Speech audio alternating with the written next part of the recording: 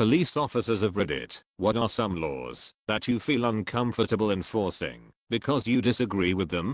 Worked for a city station in Australia that fully expected that we would give tickets to people for being homeless or begging for money. These tickets were $600 at least. I pretty much refused to give them out because it felt barbaric. Like homeless people didn't already have it rough enough without getting a $600 ticket, which if they didn't pay, would turn into a court case / warrant.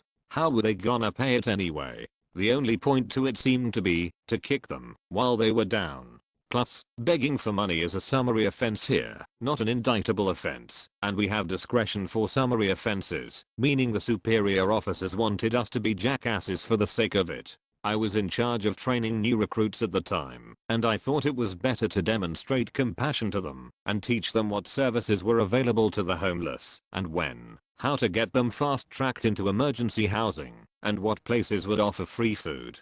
I transitioned out of that station because I was tired of getting shit for not giving people shit. Before I was a police officer, I was put in a sort of catch-all position, police service officer. Duties included evidence custodian, animal control, court bailiff, code enforcement, and part-time police work. This was 2012 to 2013. Kansas had a rather wet season. For about a month and a half straight we had rain almost every day. No one had a chance to mow their grass. City manager saw it as a grand opportunity for me to start writing people tickets for their grass being too high. I told him I didn't feel comfortable doing that. When asked why, I told him I didn't think it was right for me to write people tickets for tall grass when there are city-owned properties all over the city that had grass just as tall. We went back and forth. He got my captain involved and threw a fit. Before he stomped out of captain's office he made the comment, "This is my city, you work for me, and what I say is law." Captain agreed he was an asshole, but ultimately said I should just write the tickets. So I went back to the evidence locker, what everyone called my office, because I was the only one who had access, and did some research. An hour later, I walked over to the city manager's office, which happened to be right across the street, and handed the city manager about 14 tickets. He asked what those were. I told him I was doing exactly what he told me to do. I was writing tickets for grass being too tall. The first 14 tickets were for the 14 city-owned properties that had grass over 12 inches high. He said those weren't his responsibility. I calmly reminded him of his previous comment about him owning the city, and he called the chief. He insisted I be fired for insubordination. A month later, I was promoted to full-time patrol officer. Edit. After responding to a few comments, I figured it would be easier to just add this to the end of the post. Yes, I'm currently an EHS specialist, and I'm no longer in law enforcement. This happened 7 or 8 years ago. I was eventually fired for reasons I won't get into. All I will say is I obviously wasn't going to be the type of police officer they wanted me to be, so they made an example out of me. I'm sure there are different ordinances around America regarding the maintenance of your grass. In my city, the ordinance says you can't have your grass over 12 inches. 30.5 centimeters. The tall grass attracts vermin and reptiles that people don't want in their yards. And with the property taxes we pay in our area, people don't want to have to worry about stuff like that. It's amazing how the facade of your neighbor's house can affect the property value of your property. I was working security for a low-income housing facility. The people that ran this facility had a little scam they did where they would turn off the fobs of tenants, so tenants couldn't open the front door. It was $35 to get the fob turned back on. There were 400 tenants at this complex. At any one time a quarter of the fobs might be turned off. I was working the front desk, and if a tenant had a turned off fob I wasn't supposed to let them in. I would let them in anyway. I got fired. Most town/city ordinances. Things like not being able to park on the street in front of your house between certain hours of the night. Fuck that. You want me to ticket some dad's car because he moved it out of the driveway so his 5-year-old son could bike around the driveway? Yeah, shit's not happening. Also, certain traffic violations in the middle of the night. You forgot to signal your merge when you're the only vehicle on a 2-lane road at 3 AM. God help us all. Recently expired DLs and plates. A neighboring city wrote a car whose plates expired 11 minutes prior. Cuba Wilder Jacksonville Jaguars fan gif. He said the person should have known it was about to expire and taken care of it ahead of time. Oh fuck right off. We have all had life interfere with things. There's a huge difference between letter of the law and spirit of the law. I would say I'm probably just a terrible cop, but my coffee mug says I'm the world's best policeman, so it's definitely not that. Edit. Hey guys, thank you. I'm really honored for the golden stuff, but it's not needed. Money is hard to come by, so save it. If you have to part with it, donate to someplace good like St. Jude's. They do good shit. I haven't been a cop for a while, but I had a very brief stint as a deputy sheriff a handful of years ago. I struggled a lot with situations in which addicts were criminalized. There was one man who I remember who had been out on parole, but got caught with drugs in his system. Because of the failed drug test he was getting sent back to jail, and unfortunately, I was the one who had to take him there. It crushed me. It was an older dude who clearly didn't mean to cause trouble and clearly didn't want to be in this situation. He needed treatment, not jail time. We also had a lot of people come through who were using synthetic drugs, like bath salts, when nobody knew what they were, and Bath and Body Works took their bath salts off the shelves. It was frightening to see some of our frequent flyers come back to us more and more incoherent because of these drugs and the permanent damage they were causing.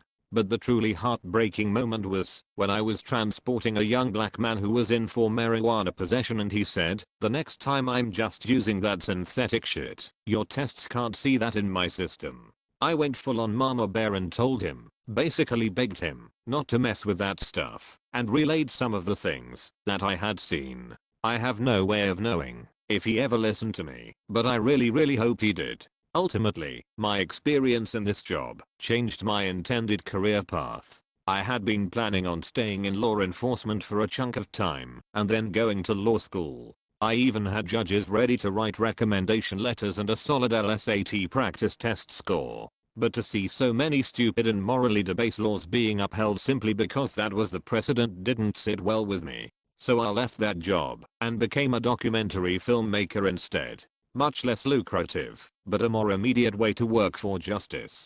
I've had a few good experiences with reasonable cops over the years. One time I was rolling into a small town in western New York in a snowstorm and had a radar detector on the dash. I see a cop coming the other way and beep. I look down and I'm going like 32 in a 25. I look in the mirror and he flips around and I just pulled over and waited for him to catch up.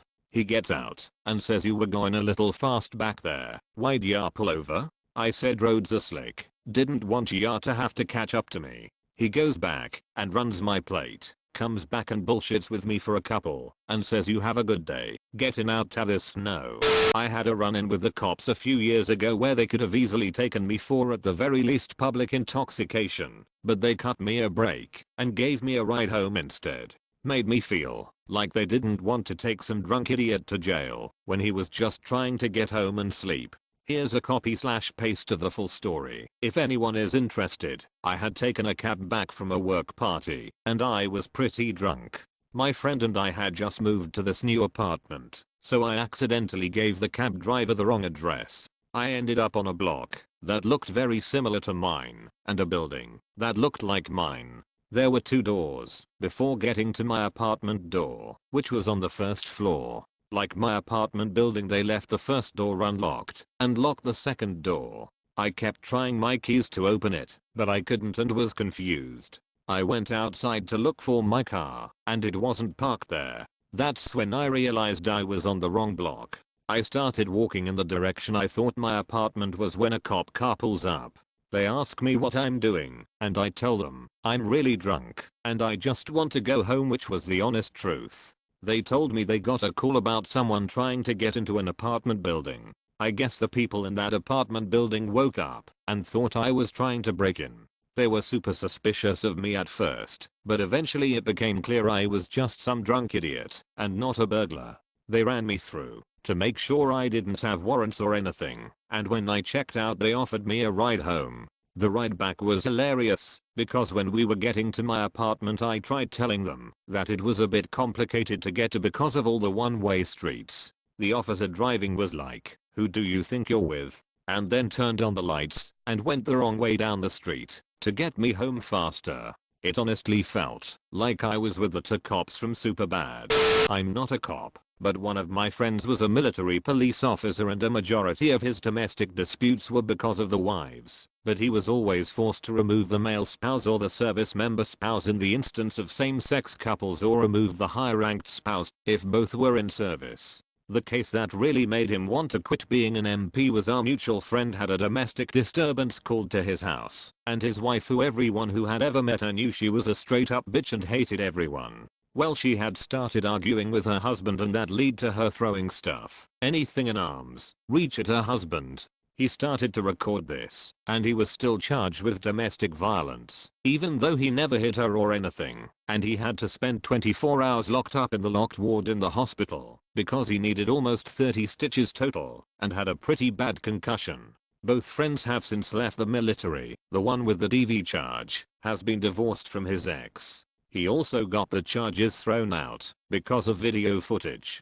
My friend the MP is now a social worker for domestic violence survivors. He assists in how to obtain protective orders, emergency housing, and even name changes.